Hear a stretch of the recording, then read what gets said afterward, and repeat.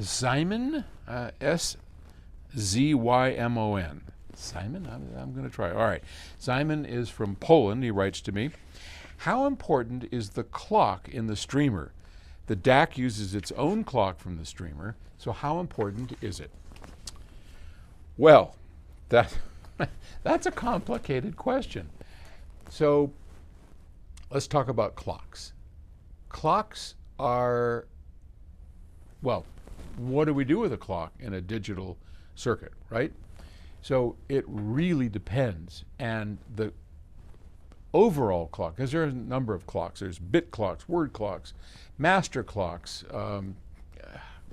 I mean, there's lots of stuff going on inside of a digital streamer or a DAC, right?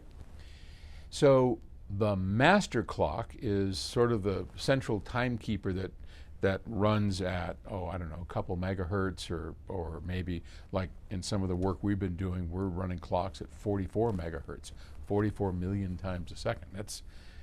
That's a fast clock. And that clock's accuracy is sometimes important and sometimes not. So let's take, and I was going to tell you what it does. So every clock cycle, something is happening. If we have PCM coming in, if you'll remember, we're taking a sample in an A to D converter for a CD once every 44,000 times a second. We take a snapshot, and we then, using this clock, we convert it into a series of digital bits that represent a number. And we do that every 44,000 times a second. If we're doing DSD, we're running a clock at, 11 megahertz when we record at DSD 256. So once every 11 millionth of a second, we take a sample, and it's greater or less. It's one or zero above a certain point, which we'll get into at some, we've been through that with DSD. And I don't want to complicate the issue. But the clock is the thing that's saying, all right, next, do this. Next, do that, right? So the accuracy of that master clock, if that's all we're doing, is not that important, because your ear can't really tell you that this thing is drifting here and drifting down here, okay? If that clock is being used to output the data stream, then it's extremely important, because changes that are above a certain frequency, and that's in the audible band, have a big impact, and it's called jitter.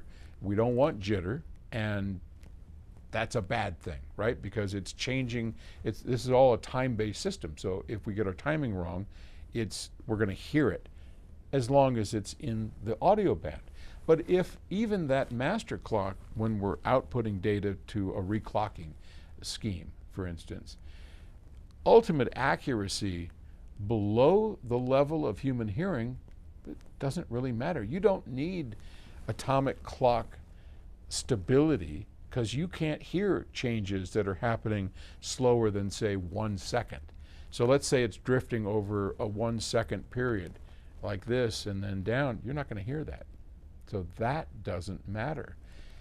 Timing and accuracy and the lack of jitter above those frequencies into the area that we can hear, very important. So it's a complicated answer, and you kind of have to trust the designers to have gotten that part right, because likely you're not going to understand a whole bunch of this, and likely we're not going to be able to explain to you all the stuff that we've done.